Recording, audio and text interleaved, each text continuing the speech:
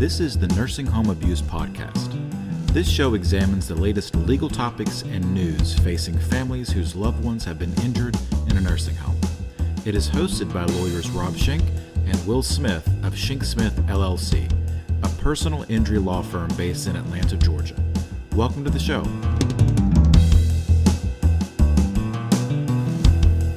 Hello out there and welcome. Thanks for joining us at the Nursing Home Abuse Podcast. I am Rob Schenk. And I'm Will Smith. And we are trial lawyers practicing in the areas of nursing home abuse and neglect, and we just so happen to be your co-hosts for this episode of the podcast. A lot of great things to talk about today.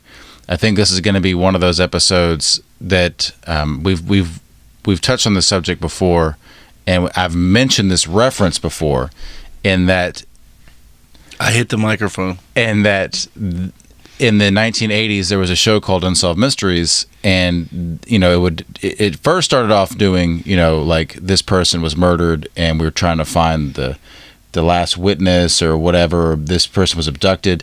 Then it got into like this person saw Bigfoot. Has anybody seen Bigfoot? Call in 876-5353. But I like the episodes where it was like, update, and like they'd be like, hey, we actually saw Bigfoot and we found him. Mm-hmm. And they're letting the viewers know that your tips. He lives in Akron, Ohio. Yeah, exactly. Yeah. So he runs an Aldi. An Aldi. It's the grocery store. Yeah. You got to pay for the. You got to pay for the cart. You got to pay for the cart. So this episode is an update. We found Amelia Earhart, and so this episode's like that. This episode has to do with the most recent Supreme Court case regarding arbitration and who has the power to bind a resident of a nursing home during the admission process to mandatory arbitration. So it most specifically, because this is how the court frames it, who has the power to waive the resident's rights to a jury trial?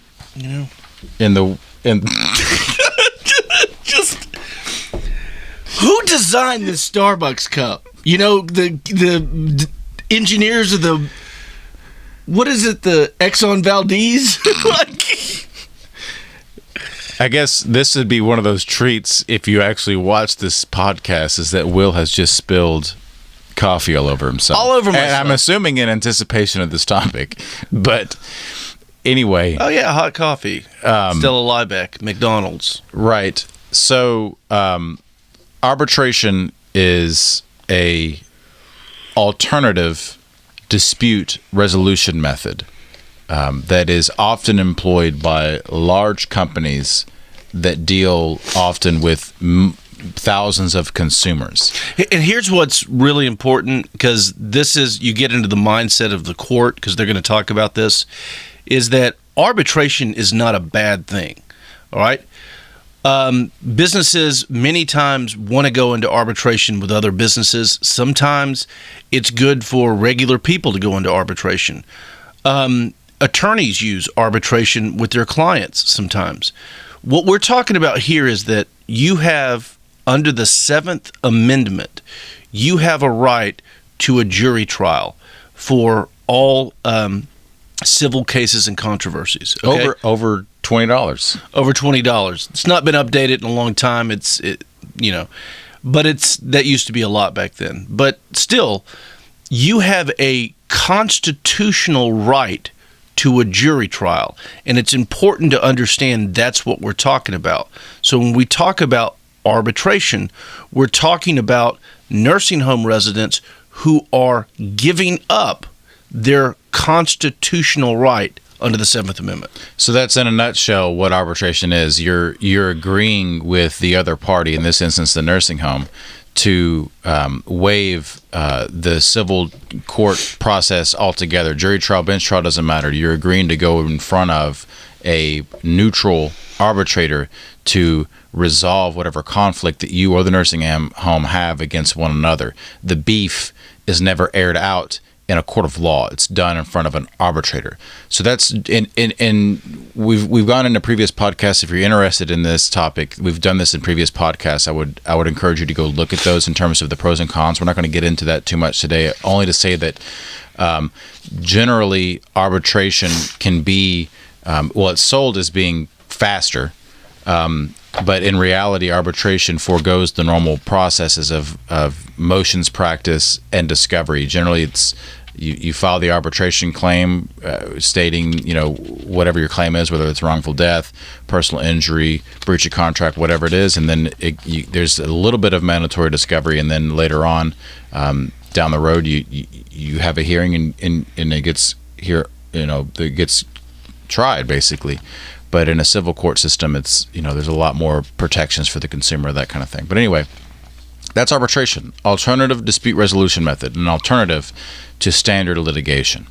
So, as you can imagine, statistics bear out that arbitration generally, on an overall scale, generally awards favor the nursing homes. Okay.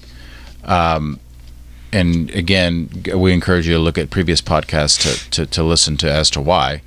But from a broad standpoint, it's going to often be better not to sign arbitration agreements. Okay, so just think about it this way: if the nursing home wants you to do it, then there's a reason they want you to do it. They don't want you to do it so that you can have more leverage than they do. They want you to do it so you have less leverage than they do. That's right. But in the late 70s, early 80s, maybe even into the early 90s, there was a federal statute and then various Supreme Court decisions that basically propped up and encouraged arbitration over civil litigation across the country. It was called the Federal Arbitration Act. And so what that federal statute does, and what the Supreme Court decisions that came after it protecting it, basically said that state courts generally are not going to be able to. That was me. It was me. I hit the microphone that time. Okay, just making sure everybody caught that. Yeah. And basically, the public policy and the public trend was towards arbitration. So if there was any issues with the scope of the arbitration, if there was any issues in whether or not the parties agreed to arbitration, on a host of all the minutia issues that come up with any statute, it generally, the default rule was arbitrated, or arbitration is good. And then, of course, over the course of the last 30 years, the data has come back with what Will and I have been saying, which is to say that generally arbitration is slanted in favor of the nursing home within nursing home arbitration. And we're not talking about your local cable provider. We're not talking about your cell phone provider. We're talking about in the instances of nursing home arbitration. It's generally seen by many state legislatures, by many state courts, that this is not, this whole favoring arbitration thing is from a general standpoint not good. So what we had is, in the Supreme Court case, is one more Supreme Court case going against that recent trend of, hey, this isn't a good thing, arbitration is not a good thing, and they're going back towards, we want to have a strong Federal Arbitration Act. And what was surprising to me, and we'll get into the context, or we'll get into the content of this Supreme Court decision, but I think it was 7-1, 7-2. Yeah, it was. Anyway. It was.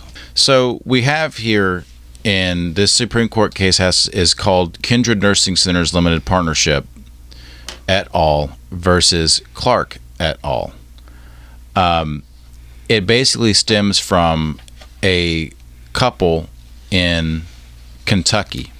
So Beverly Wellner and Janice Clark, the wife and daughter, respectively, of Joe Wellner and Olive Clark, each held a power of attorney affording broad authority to manage the family members' affairs. So the wife and daughter signed in the two other individuals into the Kindred Nursing Centers Limited. The Winchester Center for Health and Rehabilitation in Kentucky. And upon admission, those two individuals signed a mandatory arbitration agreement on behalf of their two loved ones. And when the two residents later died, their family members that signed those arbitration agreements filed a lawsuit in court. In other words, contrary to what was said in the arbitration agreement, they filed a complaint in the state court of Kentucky, and the nursing home filed a motion to dismiss, saying, "Hey, you guys signed this arbitration agreement on behalf of your family members. We need to arbitrate this." And so the lower courts disagreed and sided with the plaintiffs. It went up through various appeals courts and Court of Appeals, where the Supreme Court of Kentucky reviewed it and said, okay, here's the deal. You can have the most general, broad power of attorney, the document that gives somebody the authority to act on somebody else. It can say you can do everything, legal matters, the whole shebang. Like if you've ever seen a general durable power of attorney, they're pretty broad in the sense of what a power of attorney can do for you. Legal matters, financial matters. Sometimes there's a power of attorney. The general power of attorneys will deal into healthcare decisions. In this instance, in this case, it was a general durable power of attorney that gave both individuals broad powers to sign contracts, to do everything, okay? And you would think that a court would say, hey, this also, because it grants such broad powers, also allows this person to sign arbitration agreements. But what the Kentucky Supreme Court said was, you know what?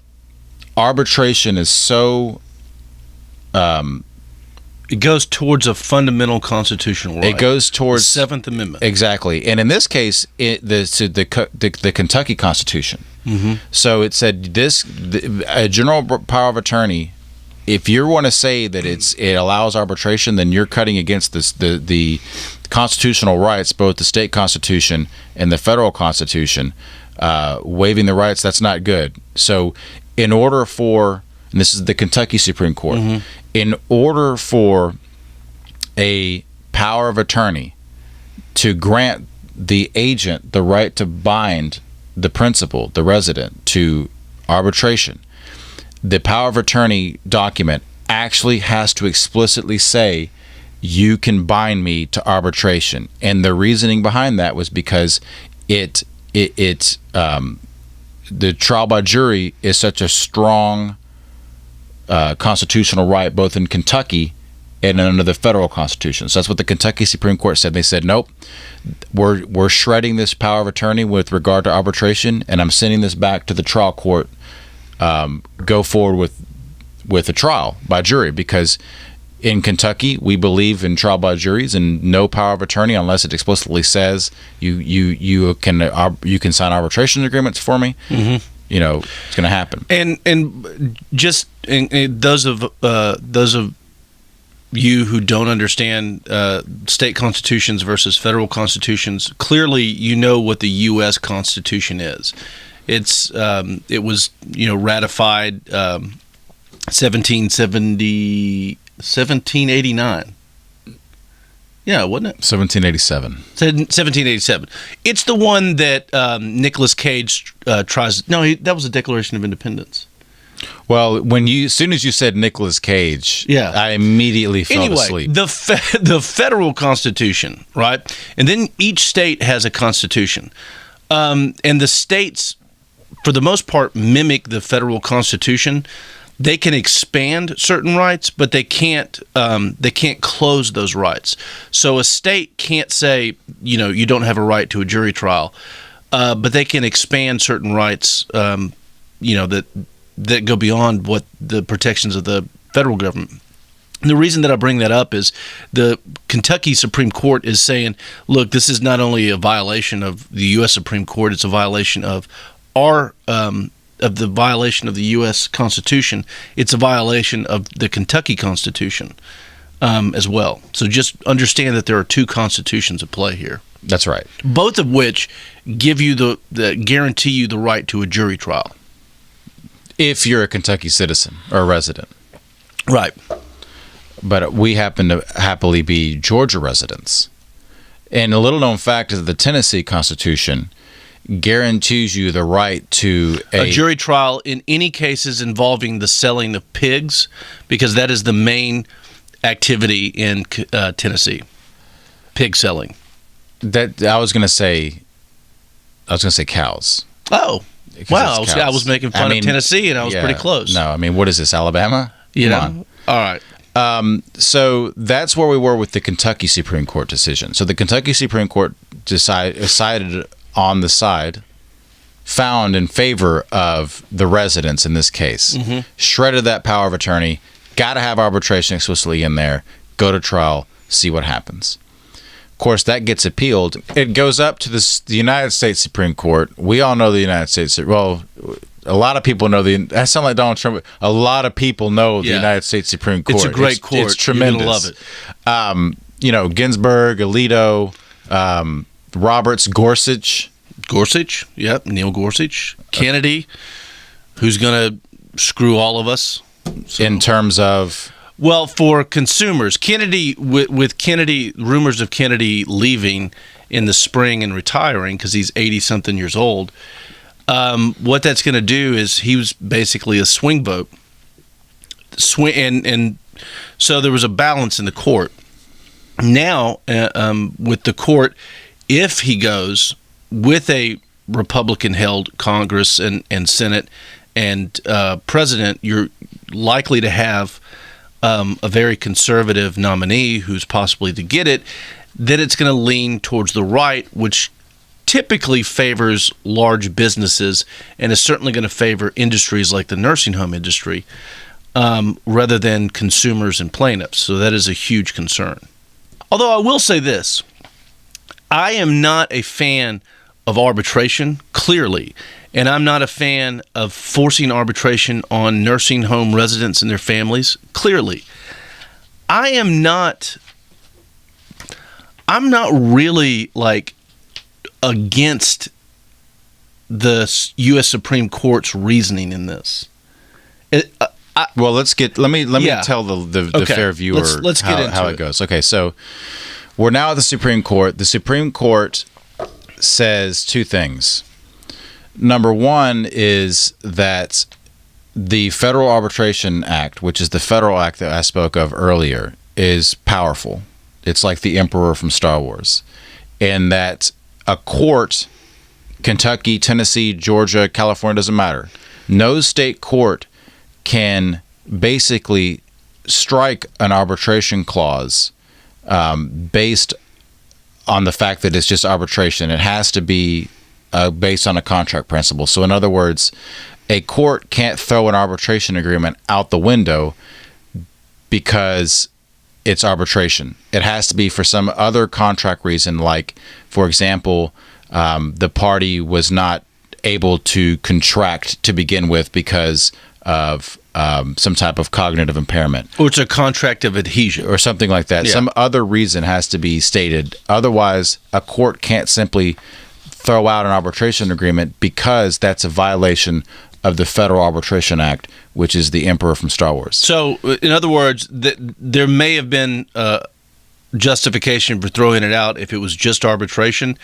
If in a town, in a small town, there was only one electricity provider, and that electricity provider had an arbitration clause in their contract, and you could either take it or not have electricity, maybe then. Yeah. But that's not the situation in this case. Exactly. Or if somebody forged somebody's name. Yeah. That also is that. And then, but more specifically, the court threw out Kentucky's reasoning that, in order to have a power of attorney, grant the right of an agent to bind the principal to arbitration would require a specific sentence saying arbitration is okay. Because it is a fundamental constitutional right under the state and federal constitution. They said the Supreme Court went out of their way, bent over backwards to say that's absolutely ridiculous to require a general power of attorney to specifically enunciate each constitutional right that is being granted. And they gave a couple of examples. I will give those to you. One was the acquiring of property. Yeah. So, so they say that, for example, the Kentucky Constitution protects the inherent and inalienable rights to acquire and protect property and to freely communicate thoughts and opinions. But the state court, this Kentucky State Court, nowhere cautioned that an attorney, in fact, would now need a specific authorization to, say, sell her principal's furniture or commit her principal to a non-disclosure agreement. I mean, I feel like I understand where they're coming from on that reasoning, but I feel like that's a stretch. Like, I think that this is one of those things where we have a policy in place that we don't like, and we're looking to the courts to address that policy. When I'm not sure that that's the place that it needs to happen. I agree with the Supreme Court's reasoning on this at this time. I mean, I haven't really digested this a lot. I think that this is something that should be addressed by the legislature, which is going to be nearly impossible to do in a place like Kentucky or Georgia. Just to be clear, you mean the United States legislature, because the state legislature could not override the Federal Arbitration Act because it's the emperor. And the state legislatures are going to be more Darth Vader. So it's just not going to happen. But it's one of those things where, from my perspective, it should be the U.S. Congress that addresses this and says, hey, on the issues of fundamental rights, powers of attorney under the Federal Arbitration Act must enunciate specifically that they have the power to waive the Seventh Amendment. So the long story short, kids, gather around, is that if you have a loved one and are considering placing that loved one in a nursing home, a general power of attorney, now based on the United States Supreme Court's reasoning, is if it's broad enough in scope, it will automatically incorporate being able to bind your loved one to arbitration. So at the end of the day, anyone who is putting a loved one in a nursing home is an adult. If you are an adult, you have the power to take out a mortgage, to make decisions on other humans' lives. It is incumbent upon you to read the documents they're handing you. I know it's hard, and I have seen people, you're already distraught that you have to do this to your mother, your father, whomever, and you're not really thinking, and they hand you this big stack of documents. And we live in an age now anyway where we constantly click on, do you agree with the terms and conditions? On a daily basis, I sign away God knows what rights just to download an app that counts my calories, right? I have no idea. But when you're dealing with nursing homes, read what they're giving you. Do not sign the arbitration agreement. At the end of the day, this case would have never seen the light of day in the Supreme Court had the family simply said, you know what, we're not going to sign that. And I can guarantee you that they signed it without even thinking about what they were doing. That's right. And so as an addendum to the update of this episode, September of last year, the Centers for Medicare and Medicaid Services issued a new rule saying that no nursing home that accepts Medicare funds can require arbitration upon admission into the facilities, which was immediately enjoined by a district court judge in Mississippi, I think maybe later on in the year in November. This is 2016. 2017, or maybe late 2016 or 2017, CMS came out and said, okay, well, as long as that is enjoined, we're going to kind of withdraw that rule. And of course, the election happened in that interim, and the head of the CMS, which the head of the Department of Health and Human Services. What are you pointing at me for? Okay, I was going to say you usually announce it. He was a congressman from our state of Georgia, Tom Price. Oh, Tom Price. Yeah. I wasn't paying attention to what you were saying. I zoned out. Yeah, clearly. Tom Price. From the 6th District of Georgia. Correct. Who is the head of Department of Health and Human Services now is saying, we're going to table that altogether. Yeah. So as of right now, there was a light at the end of the arbitration tunnel, but now we're back into the hole. And I really agreed with the ruling by CMS that you can't do arbitration, because you have to think, like, they're the ones that are giving these nursing homes all that money. They're the ones who also benefit if you recoup damages from a nursing home because of negligence, because CMS gets paid back. So, we'll see what happens. I just feel like it's like a pendulum. Yeah. And you go through an era in which the legislatures, the courts are on the side of what you would call the money, the companies, the nursing homes. The special interest. Right. So the Federal Arbitration Act is enacted and upheld, and then you have slowly, like, we're chipping away at that based on the data and the problems with the consumers. And now I feel like we're starting to swing back a little bit with this recent election and with what's going on, particularly in Congress right now, not just with arbitration, but with what is it called? The Patient Care Act? Protecting Patient Access to Healthcare Act, or some horrible, like Orwellian name, which is the opposite of what it actually does. Yeah. So in other words, it puts caps on it puts caps on non-economic damages, and it creates a federal statute of limitations, which has a floor of a year, with no more than 3 years as an extension. So, in short, the pendulum, I feel like, is, from a broad standpoint, starting to swing back the other way a little bit.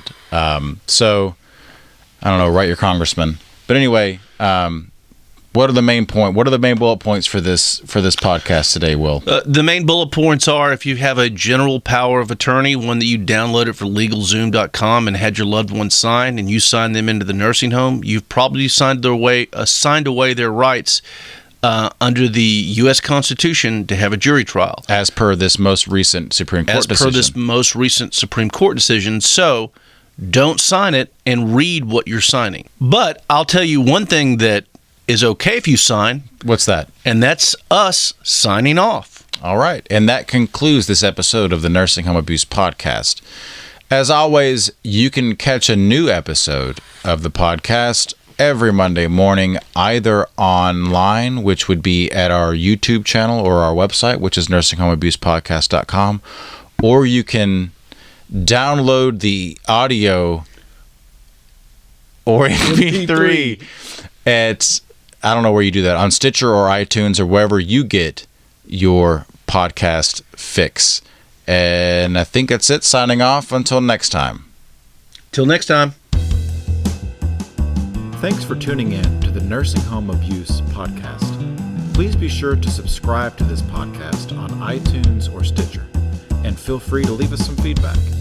And for more information about the topics discussed in this episode, check out the show website, nursinghomeabusepodcast.com. That's nursinghomeabusepodcast.com. See you next time.